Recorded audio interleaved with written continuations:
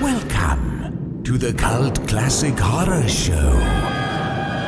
Every week, you can have the conversations you've always wanted to have about the films you love. Shut up!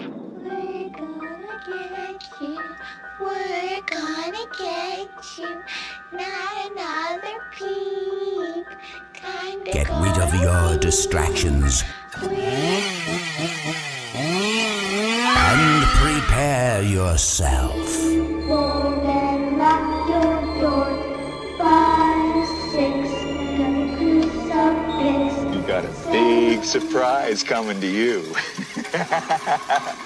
You're not going anywhere.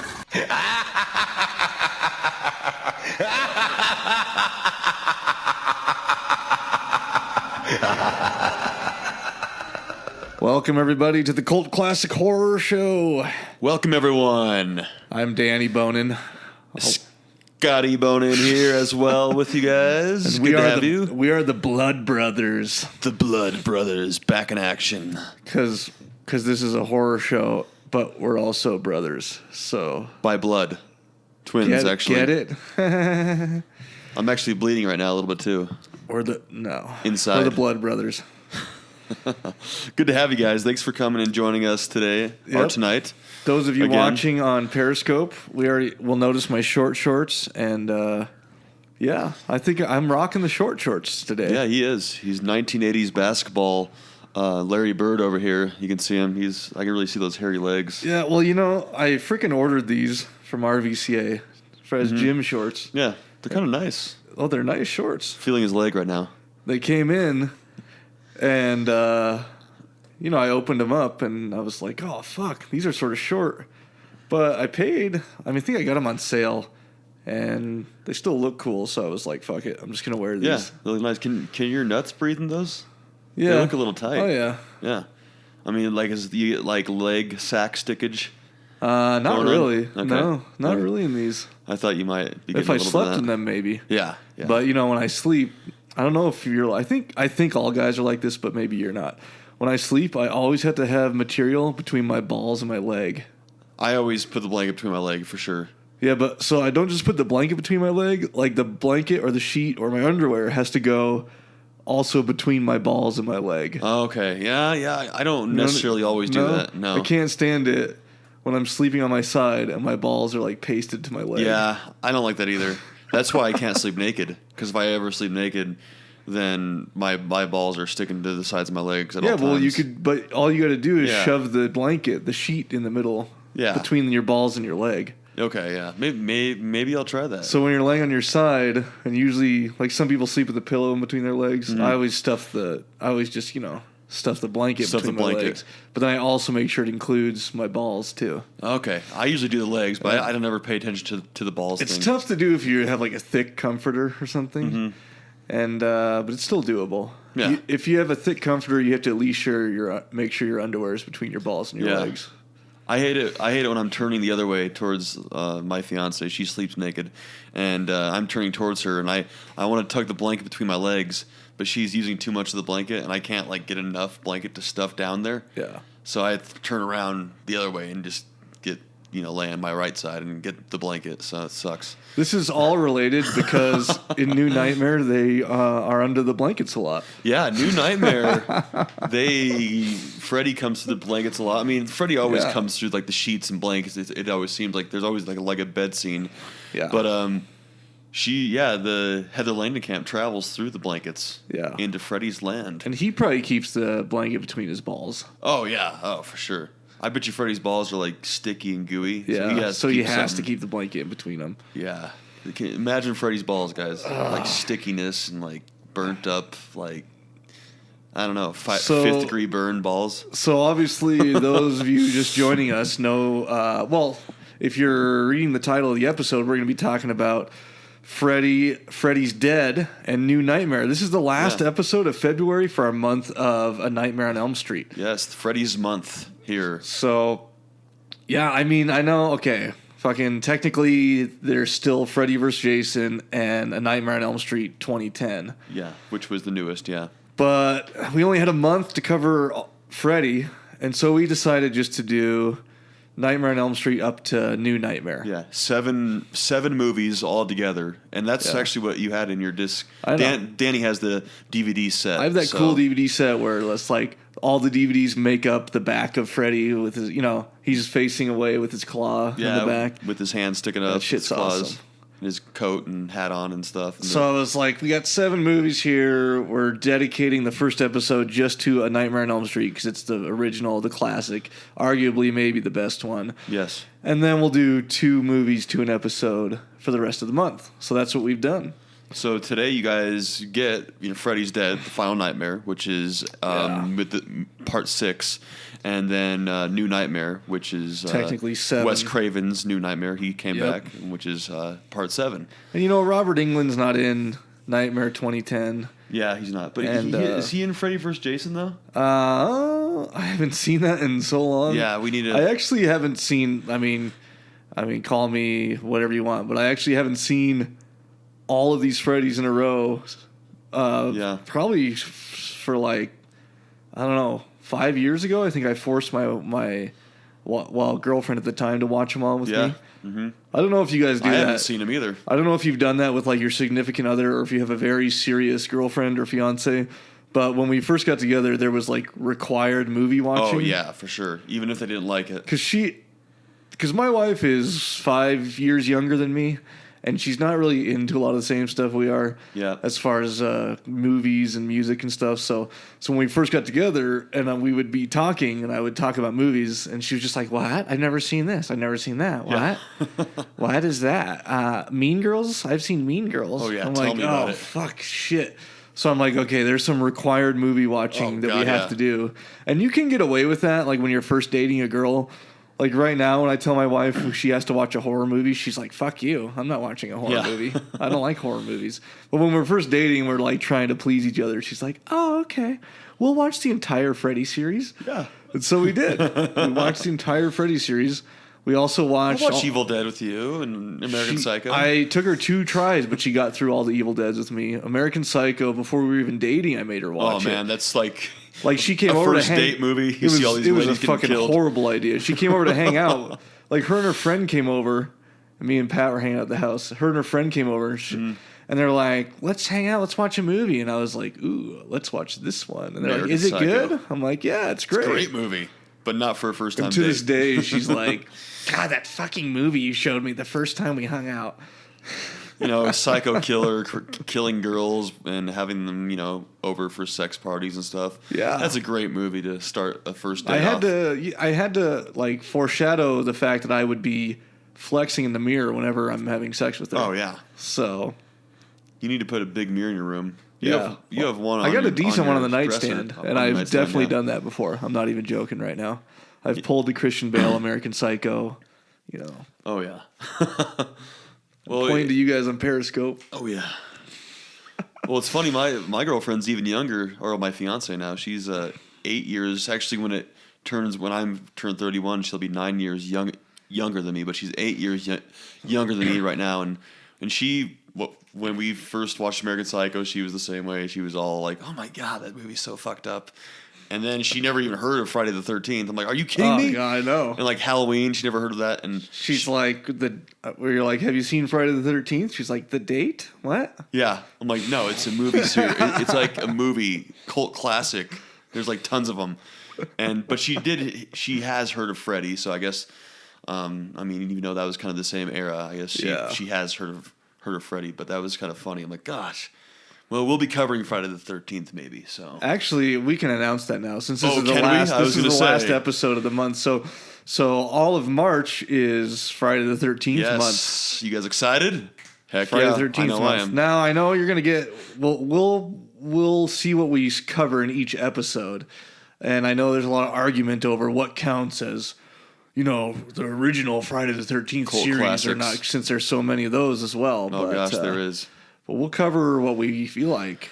So there. Yeah, we'll cover the basics. What from the beginning, the 1980, and then all the way through now. There's so many different renditions and whatnot. So we'll cover some good meat and potatoes for you guys there. Yeah. So, anyways, let's jump into this here. Yeah. So we had Nightmare 6, Final Nightmare. Freddy's dead. Yeah, this was an interesting one. Just overall, I don't know. This was one of the worst ones, I think. Yeah, even though they said that part 5 was the worst one grossing in the theaters, I thought this one was comparable to being the worst too. Yeah, well, I don't know. Personally, and I know some of the fans think differently, I personally think that Freddy's Revenge, number 2, and Freddy's Dead have been the worst ones. Yeah. Number 2, I mean, I know a lot of people have a special place in their heart for number 2. I've even seen some engagement online after we've been posting all this Freddy stuff that's like, number 2 was under the radar and was actually a really good movie. And I don't know. It didn't really click with me. Number 2, sort of shitty, I thought. I mean, it was very cheesy, very shitty made. But, there's still those good parts. And, of course, if you're cult classic horror fans like we are, you'll still appreciate the cheesiness and the stupidity. Like, I still liked it, I just thought it was the worst one of the bunch. Yeah. If you're comparing them for all 7 movies, you got to pick out pick your favorites. I don't know. It's like a tie. I don't know what I like least. I don't know if it's a tie between Freddy's Revenge and Freddy's Dead. So I don't know. But so after 5, well, we talked about last episode how Nightmare 5 they did. The box office wasn't as big. It's because they felt like they rushed into creating it. Less than a year between 4 and 5. Yeah. And so they rushed into creating it. There was still, they hadn't left enough time in between. The hype had sort of died down, or hadn't totally died down yet for them to bring it back up again for Nightmare 5. Yeah, they were still on the hype for 4. Yeah, so although 5 was a good movie, they actually came out to good reviews, the box office just took a dive compared to the rest of them. It wasn't like a failure per se, but just compared to the box office smashes of most of the other ones. Yeah. Well, the 6 was the same way. The reviews were great. Yeah. And the box office didn't do that great. Or was it New Nightmare? Was it? No, it was New Nightmare. Yeah. New Nightmare. So 6. So with 6, we'll start with that one. They had to. It's part 6. Freddy's the final Nightmare. So this was going to be the final movie in the saga. Done. In Freddy's the saga. Dead, and they knew that they had to market it that way. They talked to each other about, we have to, since 5 didn't do so well, we have to just, this series is coming to an end. We have to end this somehow. Yeah. And they thought the only way that they could do well with it was to make sure that everyone knew that this was the last one, that Freddy was going to to hence Freddy's Dead. Yeah, Final Nightmare. They were going to go with like another title, like the Dream something, one of those, but then they came in and when we'll get into that, but they came up with this title. Let's get into it. So they, I mentioned there that they had to make sure everyone knew he was dead. Yeah. This is actually where Peter Jackson met New Line Robert Shea and came into the picture. Although he didn't end up working on this movie, it led to further movies. Eventually, Lord of the Rings. Yeah, Lord of the Rings. What they did with New Line. Brain Dead, Dead Alive. Yeah, Brain Dead. Exactly. So, but originally Peter Jackson wrote a script with a writing partner that he had for Nightmare on Elm Street 6. And he had the Dream, the other title for it. Yeah, and what it was, and I almost like his idea better. So what his script was about was that, it was this old decrepit Freddy who was sort of he had become a joke almost. So and kids were, teenagers were taking sleeping pills and causing themselves to fall asleep just so they could go, kick Freddy and make fun of him because he was this decrepit old Freddy, like in the alleyway in their dreams. Yeah. And they would purposely go to sleep so they could go hassle him, go and beat make up fun on of Freddy, him. and he was all in shambles and not the same Freddy he was. Exactly. Yeah. He had been so played out, or everyone knew of him by now, and whatever. And I don't know. I guess I don't like the aspect of having a weak Freddy, but it would have been probably more interesting to see than what they ended up going with. But yeah. And then eventually, I think what was going to happen then is someone happened to get killed by Freddy then when he was fighting back, or I think there was something about a kid was in a coma and so couldn't wake up and was stuck there forever. Yeah. Or indefinitely, and then Freddy, regains power when killing him, and I don't know. Yeah, well, he had some interesting sketches that he actually drew for it, and it looked really promising. But like you said, they ended up not going with the script. Yeah, so I think how they changed that around is that they actually hired this girl, Rachel. Yeah, but DeLuca was the guy that wrote the actual script. Well, he did, but I think it was sort of I think the reason he did was sort of in partnership with so Rachel Talalay was the director. Yeah. And she was just she was working at New Line throughout the previous Freddy movies. Yeah. She was in like the offices and stuff. Yeah, she basically had a desk job. Offices. I don't want to say desk job. I mean, she was involved in the productions, producing them and everything, and she was a part of all the previous Freddys. But she had been moving up in the ranks at New Line and specifically asked for a shot at directing this film. So they brought her on board, and I guess along with that, and I don't know if it really was along with that, but Michael DeLuca had a version of the script different from Peter Jackson's. Yes, okay. And he had wrote specifically for Rachel, and I think she might have had some input on it. And so they decided to go with that one instead of Peter Jackson's script. But like I said before, at least that fueled the relationship or sparked the relationship between New Line and Peter Jackson so that they could eventually make some awesome shit down the road. Totally, which is great. And I think they might have used some concepts with Peter Jackson's script writing too, but ultimately they went with Michael DeLuca. Yeah. And with having Rachel there, I think she was throughout the whole previous Freddy's. She already had that bond with like Robert Englund and all Robert Shea, and so I think Robert was really excited. Like, oh, we get to work with Rachel. She's always been on the set. And I think a lot of them were like that. From what we were seeing in some of the research we did, is that they were even the effects people, editor, staff. Mm-hmm. I mean, they were just since they knew her, they were excited to work with her already. Yeah, yeah. And she did. She rocked it. She was like, it's so funny because you look at her now and she's older, and back then she was like this, a girl in her late 20s to early 30s, directing Freddy. Yeah. And she just had a very creative mind, and it went places where some of the movies haven't gone before. Yeah. And having a female director. And as the previous Freddys, they were all male directors. So it was kind of cool to see how she changed this part 6 up. So I want to talk about we watched some cast interviews, and God damn, Leslie Dean. I want to talk about how fucked up Leslie Dean looks now. Oh my God. So if you guys don't know, Leslie Dean played the tough fighter chick in the movie. Yeah. She's boxing. She has the punching bag, and she plays Tracy in Nightmare 6. Yeah. And she doesn't look too bad in the movie. Like, I'd probably bang her in the movie. I mean, I wouldn't date her because I'm not down with the whole. Okay, let me precursor this. This sounds really sexist, but it's not. I'm not attracted to girls who are like intense and remind me of guys when they're doing shit. She was very intense. So like girls who fight, or I had a girlfriend who was super serious about softball and like got in the zone whenever she played. And like she was like, her arms were bigger than your arms, but there was like no tone to them. And I was like, whoa, dude. I was like, this does not. She could like throw you to the ground. I even had another girlfriend who was like super competitive. She was a snowboard racer, and she was like super competitive in that, and got all in the zone and serious and like couldn't talk to you. And she was, I'm like, fuck this. Yeah, that's how Leslie Dean was. I mean. So her punching that punching bag and stuff. That's why I wouldn't date her. Too intense for me. But as you're saying, her then and her now, oh my God, she's a totally different person. So I did not even recognize her. They did the cast interviews. First of all, she's a little chubby. I mean, nothing against fat people, but she put on some weight. But mainly, she was like this major goth fucking chick. She had white face paint on with like blood. She basically had corpse paint on. Yeah, I think she was like a roller derby, like blood. Goth dead girl or something. I don't know. But she had another girl with her on like a leash. Yeah, it was like her fucking lesbian pet or something. Yeah. It's like lesbian girl. She didn't talk at all. She was like laying on her lap. She just fucking laid there and stared at the camera.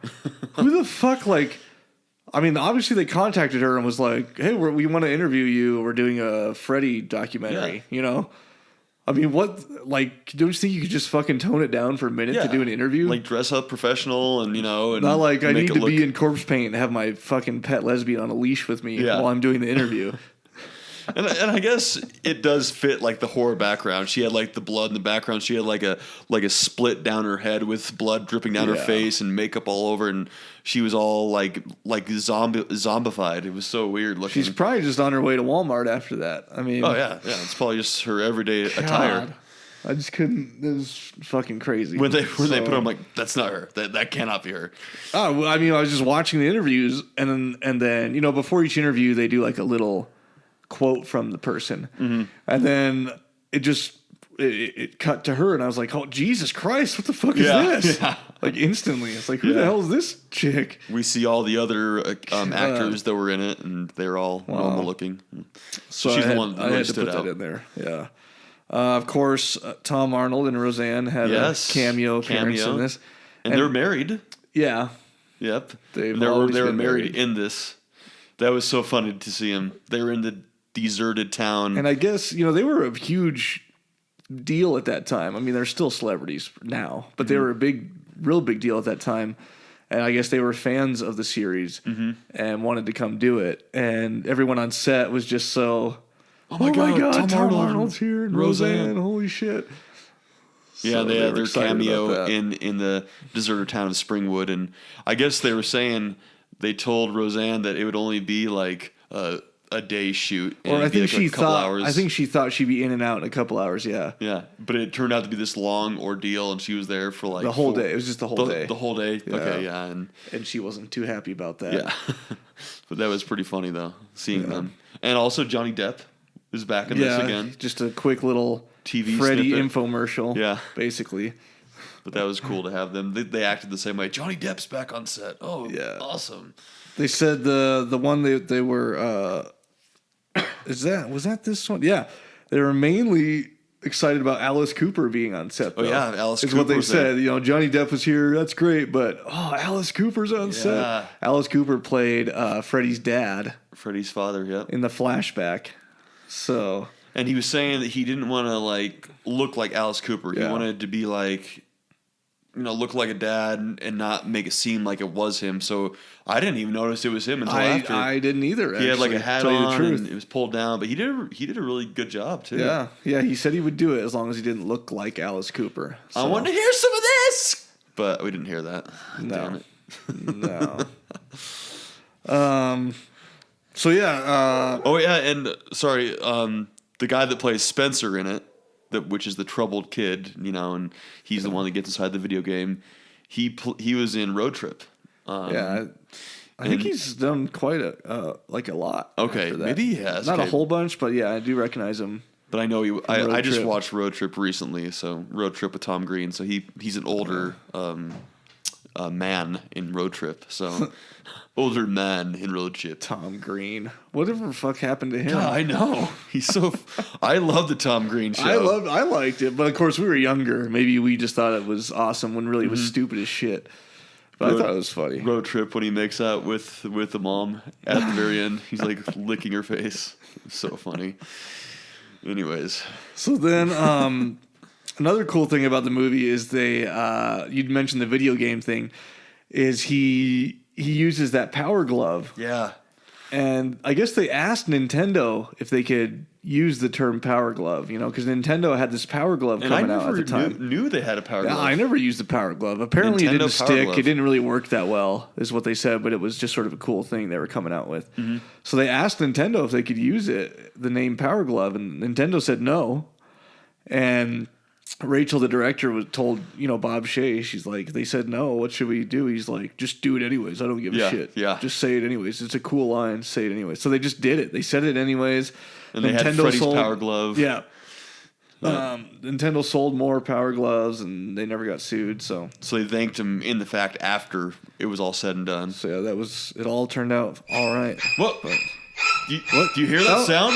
Yeah. Oh my God! What is that? It's the horror halftime. It is the horror halftime. So, goodness sakes. Well, So we have, and then my dog's fighting in the background. There's some horror for you. Dogs killing each other. So yeah, horror halftime. This is where we assign you a task, and if you do it and we like it, then we give you free shit. And I want to mention that free shit. Some people are starting to participate right now. So I just went ahead. I'm naming Robert O'Neill our horror freak of the week from last week. Yeah, Robert. I sent him out a T-shirt, which should be getting there soon, Robert, if you're listening to this. And you know what? I'm gonna look that up because he has. I think he has a podcast too. I want to give him a shout out. So I'm gonna look that up while we're doing this. Robert O'Neill. So, anyways, horror halftime. I can explain it while you're going on. All right, you take over the horror halftime. We're doing the meme again, right? Let's stick with the meme thing. Yep, because we talked about that. Because we've only got a couple, and I think there's a lot of good potential memes out there. Yes. So yeah. Yeah, so folks, we want to see your best Freddy meme. I mean, we are doing part 6 and part 7. So if you could find a meme that pertains to Freddy's Dead and New Nightmare, that would be fucking awesome. So send in your meme, and you can send it into our Instagram page, and that Instagram page is Danny. Help me out here. Oh yeah, it's a Cult Classic. Well, it's Instagram. We're at Cult Classic Horror on Instagram. So at Cult Classic Horror on Instagram. Although I haven't been seeing some of them popping through for some reason. So you know what you should do is just do both. You should go to Instagram and tag us in the picture. So post the picture, then tag us in it at Cult Classic Horror. And then go to Facebook and pop it on our page at facebook.com/Cult Classic Horror. Cult Classic Horror, yeah. You guys could just even search that. And if it does, I mean, we're actively on Instagram and Facebook too, so we'll see it both ways. So if you want to post it on both pages just to make sure, and then you guys will be sure to get some free shit, some free gear. And we actually have some Freddy gear, T-shirts and sweatshirts and whatnot. It's we'll send you out. It could be anything. It might not be Freddy related, but it might. Yeah. So it could be girls' leggings. You never know. For you Maybe. Gentlemen, we'll see about that. We'll see about the women's leggings. I don't know. But so, anyways, yeah. So actually, I want to give 2 people shout outs for doing this, and they both got free shit. So Robert O'Neill was a horror freak of the week, and so was Freddy Valenti. So if you guys are listening to this, guys. You got shit coming on the way to you, which you already know that. But I had to give Freddy a shout out too because his name's Freddy, and he had a picture of himself with the Freddy glove. You're fucking badass. So man. That was pretty cool. You rock my world. But yeah, you guys should check out Rob as well. He has I don't know if it's an ongoing podcast. Sorry if I'm fucking this up, Rob. But you can follow the Rob and Mr. Alexander on SoundCloud. So literally it's called the Rob and Mr. Alexander. Look it up on SoundCloud. And he just did a pretty cool review of the new Poltergeist. They do reviews and everything. Yeah. So it was spot on, actually. It was a shitty movie, I thought. The newer Poltergeist. Yeah, it doesn't live up to the old ones, for sure. You got to get those old classics. Yeah. Cool, man. Shout out to those guys. All right, that concludes the horror halftime. So, get those memes out, guys. Yeah, let's finish up real quick with Freddy's Dead and move on. So we had we talked about Alice Cooper, the Power Glove. What'd you think of that 3D sequence? You know what? We opted not to watch that in 3D. But I don't know. I mean, maybe we should go back and watch it in 3D so I can really give my opinion on that. And it was actually the director, Rachel Talele, said it was 3D was kind of the thing at that time. It was actually coming out. So when Maggie puts her glasses on in that sequence, that's when the audience is supposed to put their glasses on too. So obviously we didn't do it, but in the theaters, it was kind of a big thing, and I know some people got lost in it when it first came out. They're like, what the fuck am I supposed to do? Where do I put these on? But why can't I see anything? Why does it look so weird right now? But it was new technology. It was like state of the art at the time, and even a couple of the actors said that in order to make it work, they had to randomly just push things out towards the camera and. Make it obvious or not obvious, but make it work with the 3D. Yeah. So this is back in 1990. 1990, 91. Yeah. So it was really coming out then. Yeah. But yeah, that was kind of a funny scene where she comes back with the glasses on, and but yeah, that's it was a big thing. I thought it was a little cheesy, but that's all right. That's whatever. So yeah, they actually, for promoting this, because we talked about how they had to make sure everyone knew this was his last stand and the last one. Cool thing they did for promoting is they actually had a funeral for Freddy. Like a public burial. Yeah, they had it at a cemetery. They had this empty coffin that they piled some, Freddy's hat and glove on top of, and all the cast members came, and previous cast members from the Nightmare on Elm Street series came, and they had this big mock funeral for Freddy.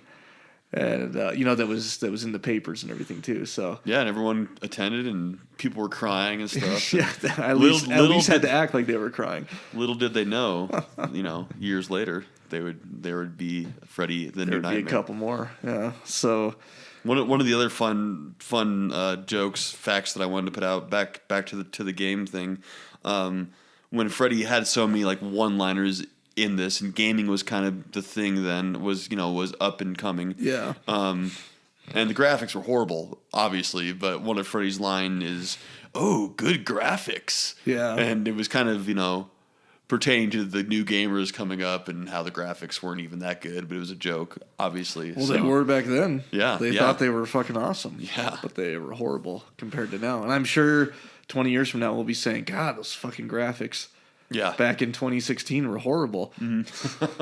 So yeah, 10 years from now. That's right. But yeah, overall, I agree, and a lot of the production staff and critics thought that there was just too much humor in this one. They went too quirky with Freddy. Kind of a mistake to go so humorous. Yeah. They should have gone scarier, I think. And I think they just thought, this is our last ride, Freddy's dead after this. We can just sort of do whatever the fuck we want. Yeah. But I don't know. Well, even that first scene when he's in the airplane and Freddy's on the broomstick, and I'm like, what? Exactly. I'll get you, my pretty, and your little soul too. Yep. I'm like, okay, where are we going with this now?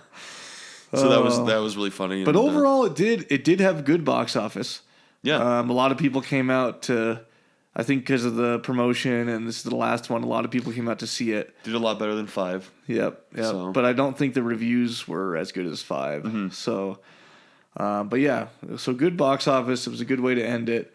And I thought this quote was funny. Robert Englund said that, or not Robert Englund, Wes Craven, because he up to this point he only had to do with the first film. Yeah, and he had helped write Dream Warriors. Yeah, he started to help write it, and they ended up butchering up his script a lot. Yeah, but yeah. So it's funny.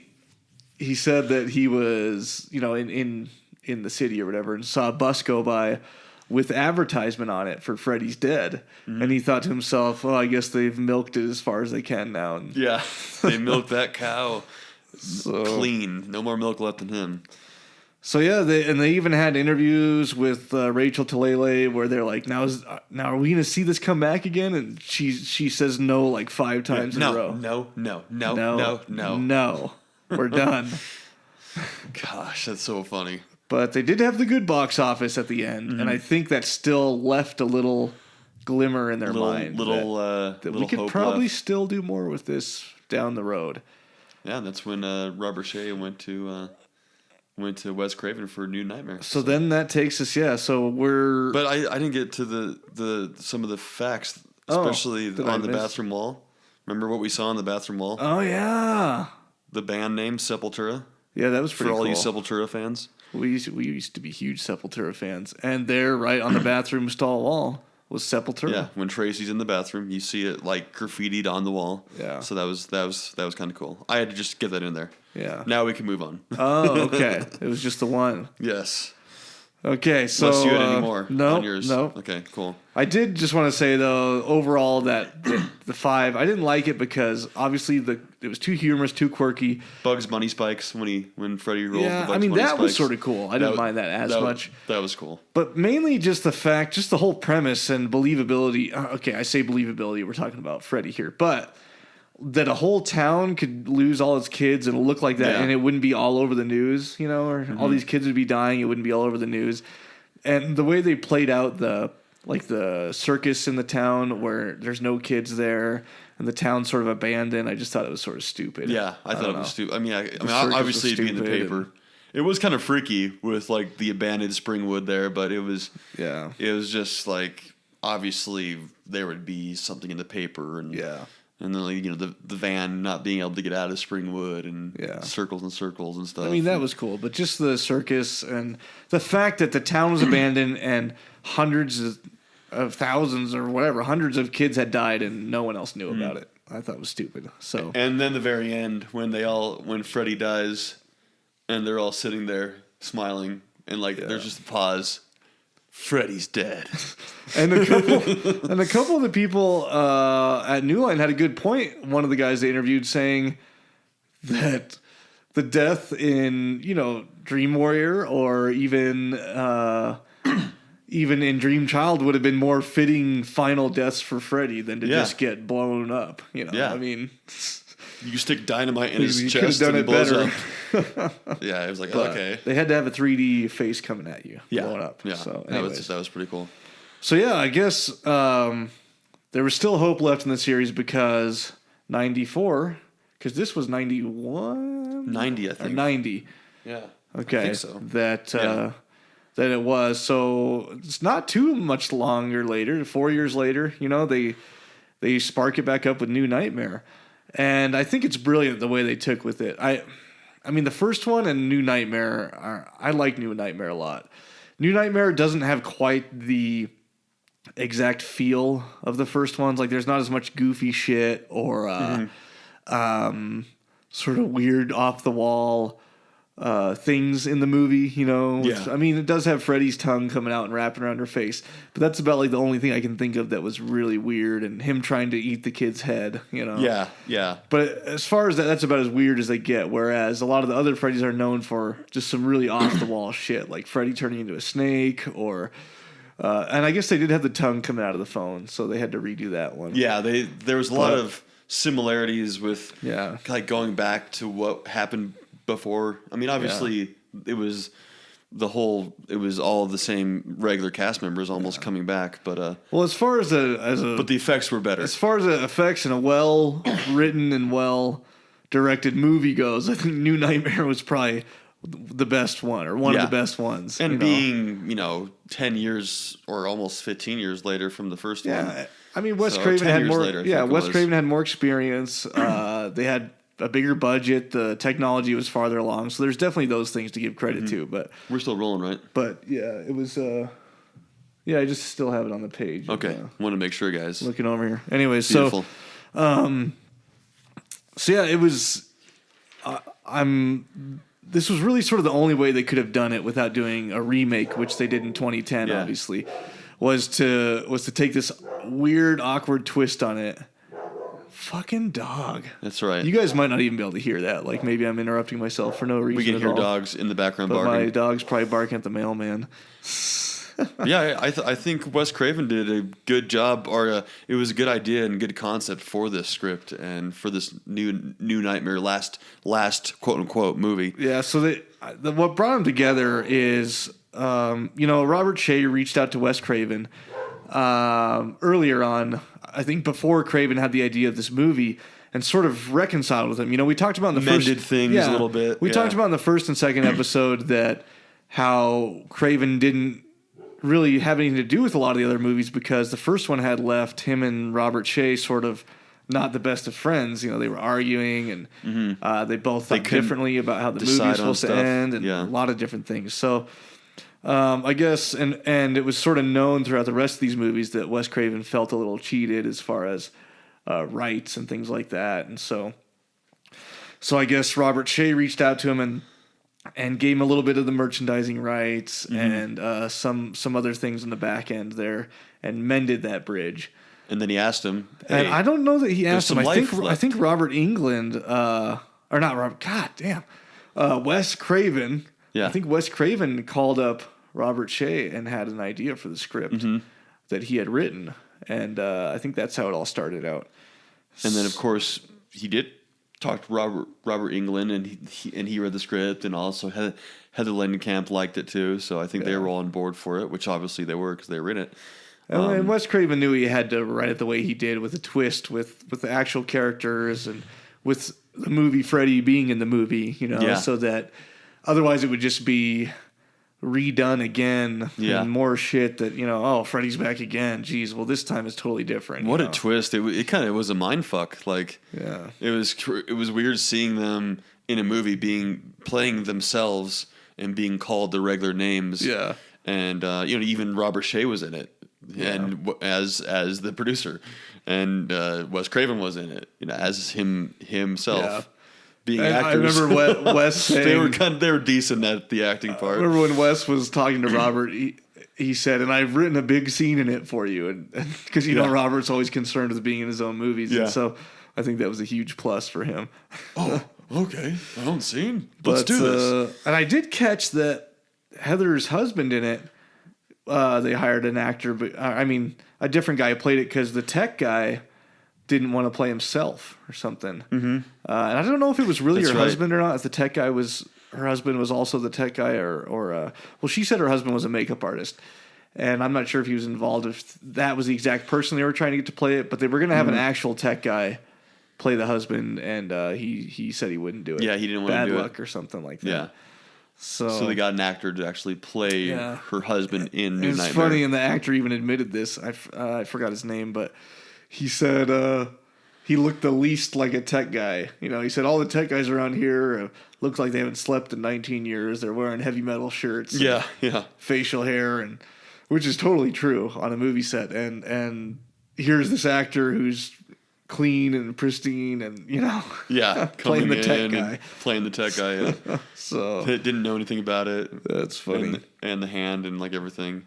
And some other people that made cameos from the first one was like that Tuesday night girl. Tuesday night.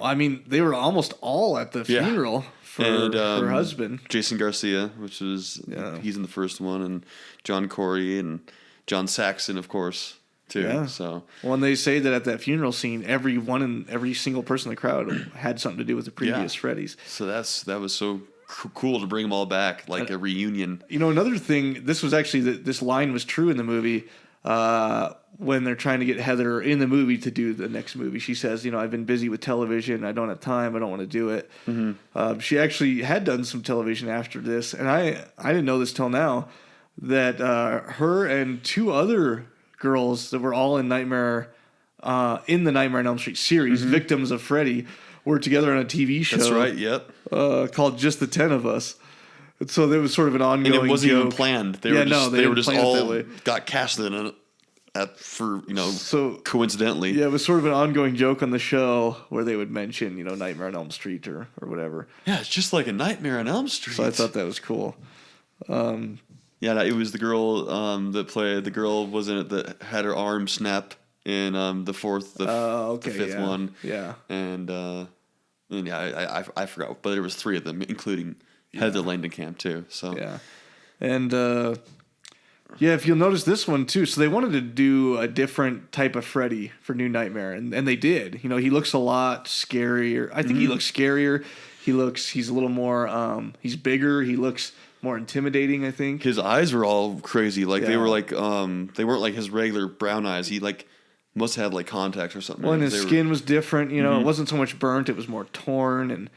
And they talked about, Wes Craven talked about how he wanted the quote unquote real Freddy to be more serious, more scary than the one in the movies, and so there's a lot less. There wasn't really any Freddy one-liners or anything like that. There was "Did you miss me?" and there's a couple, but nothing like we've seen before, and none of the quirkiness. And so I think they did a good job with that. The glove was actually coming out of his skeleton hand. Yeah, that was really cool. And on this one, the glove had a thumb blade, and it doesn't. That's right. On the other ones, so. And he was saying it was really hard to. It looked really cool, but it was really hard to work with a thumb blade. Yeah, Robert Englund in the actual movie. Yeah, said it was tough. So and it was cool because like Robert Englund plays himself in this with not being Freddy.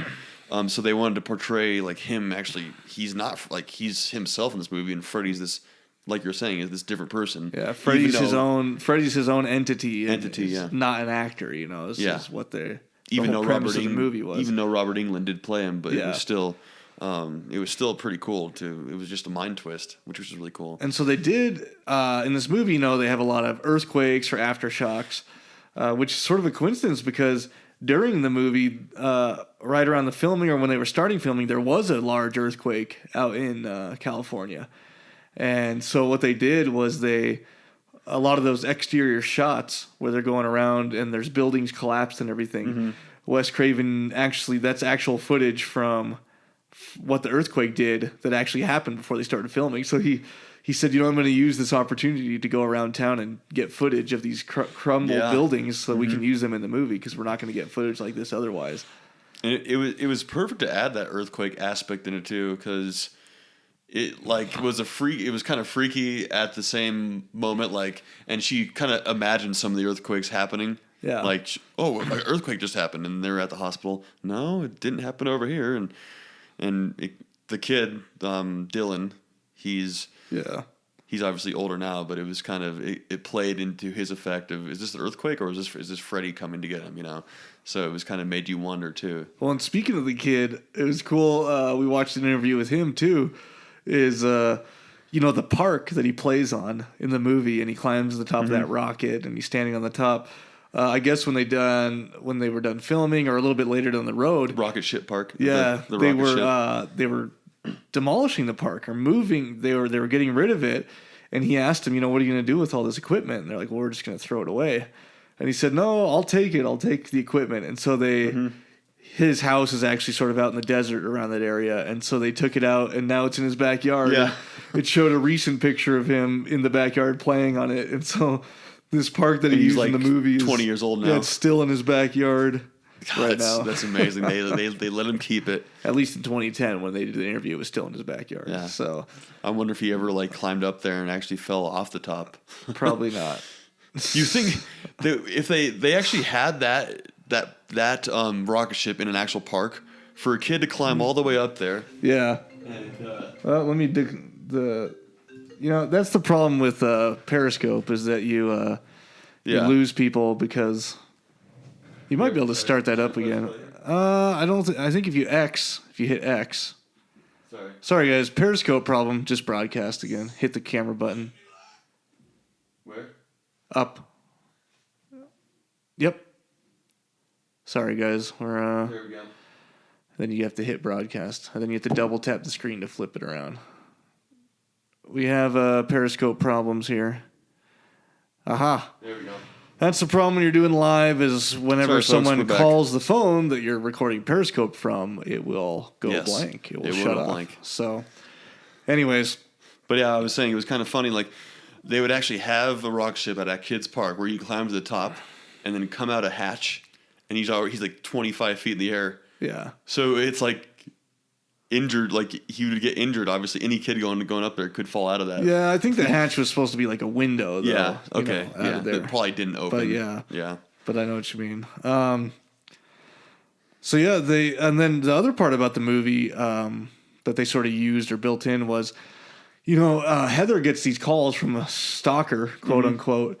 But she actually did get some calls from a disgruntled fan in real life who was, pissed off that the series had stopped. Yeah, pissed that they didn't extend it. Yeah, and so that was something she was actually dealing with that Wes brought into the script and asked her permission, just said, can I delve into your personal life a little bit and get into the script here? And asked the same thing of Robert Englund. And Robert was like, sure, go ahead. So I don't know so much what it was for Robert. Maybe he was really a painter. Or, yeah.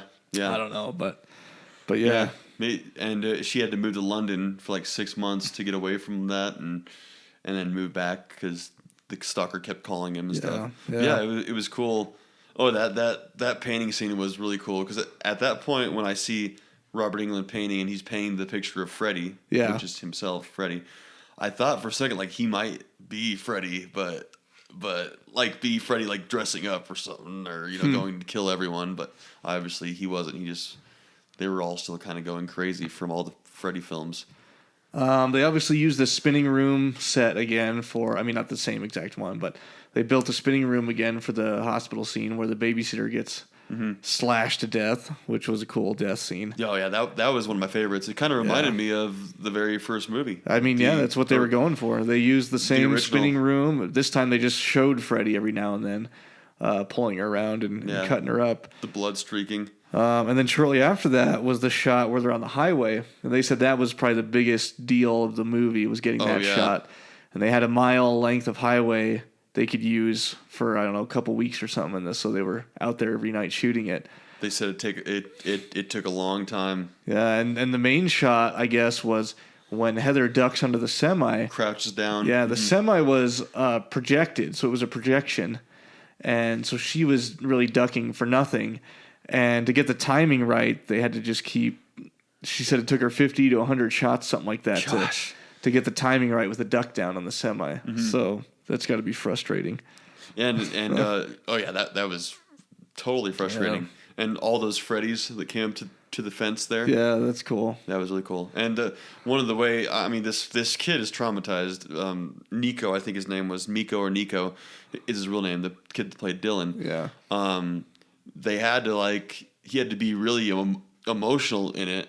And his parents were on the set. And one of the ways that they made him cry, they're like, Wes, we can make Dylan cry if that's right with you. And he's like, yeah, that'd be great. Well, I think what they said was, we don't like to do it too often, but we have this way that we make him cry. And his father goes and whispers in his ear. Well, they make the mom leave the set. Yeah. Well, yeah. So the mom left the set. She's not there. She's nowhere in sight. And Nico is wondering where his mom is. And Dad comes and whispers in his ear and says, Nico or Miko, what's his name is, your mother's dead. And then he starts crying. So he starts crying profusely and oh, get it on camera. So I wonder how many times they told him his mom's dead so he could cry in a movie. Yeah. So that made him cry. And obviously it was a joke, but that's kind of fucked up. Your mother's dead. But anyways, that was one of the ways that they made him cry. Yeah.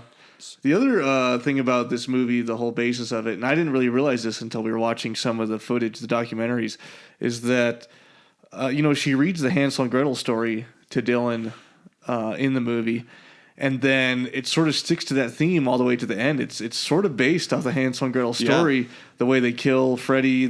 He's sort of in the oven, and then they get out, they shove him in the oven, and she follows the trail of sleeping pills like breadcrumbs up to the bed, and so that was sort of cool that they did that. The incorporation of Hansel and Gretel was really cool, and I didn't really get it until the very end there too. But if you look throughout the whole movie, that's kind of how it was. It was like they talked to Wes Craven talked about how violent that story is to be a kid's story, and so how perfect it was to use.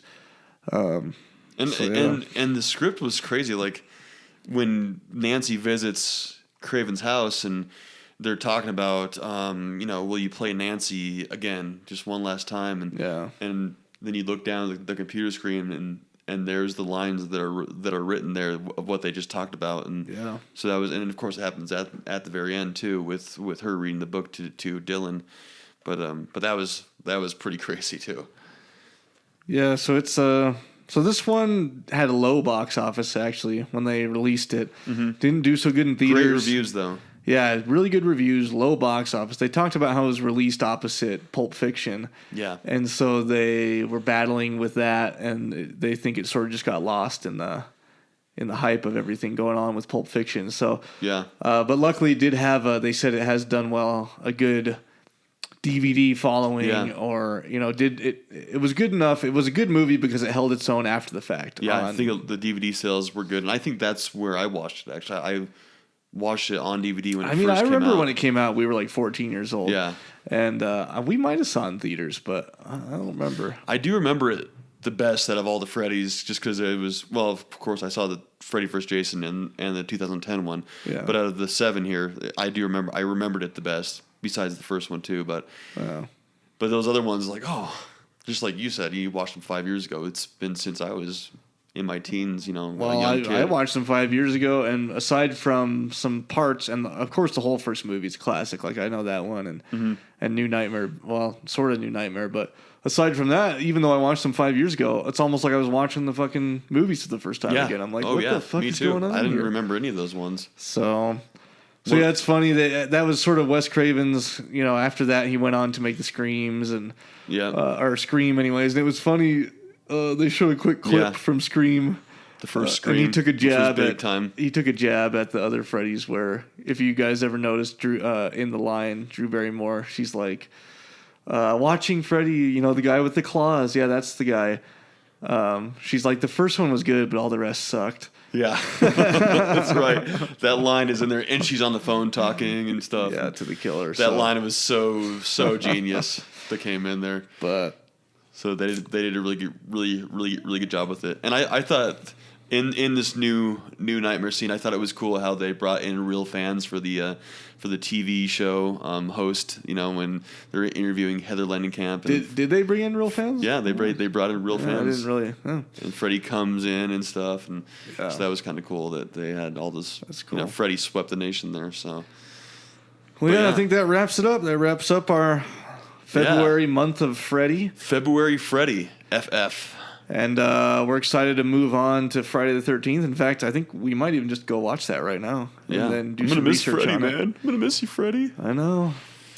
Sorry, Freddy lovers, but it's time to move on to Friday the 13th. Yep, we got to keep the pace rolling. For all those people that don't like Freddy, I don't know who that is, but want us to move on, we're moving on. We are moving on. It's that time. So Friday the 13th is the month of March.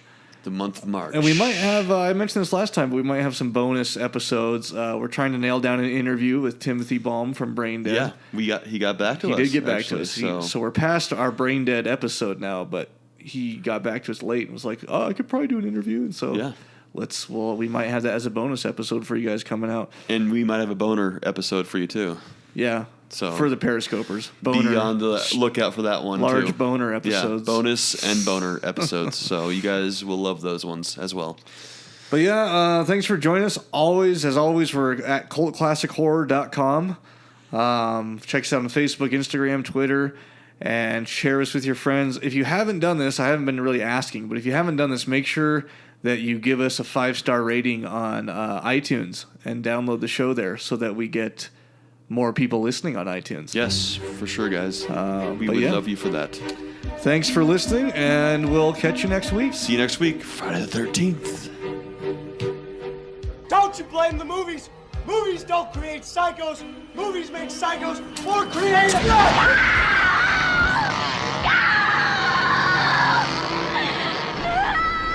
Oh, yes. There will be blood.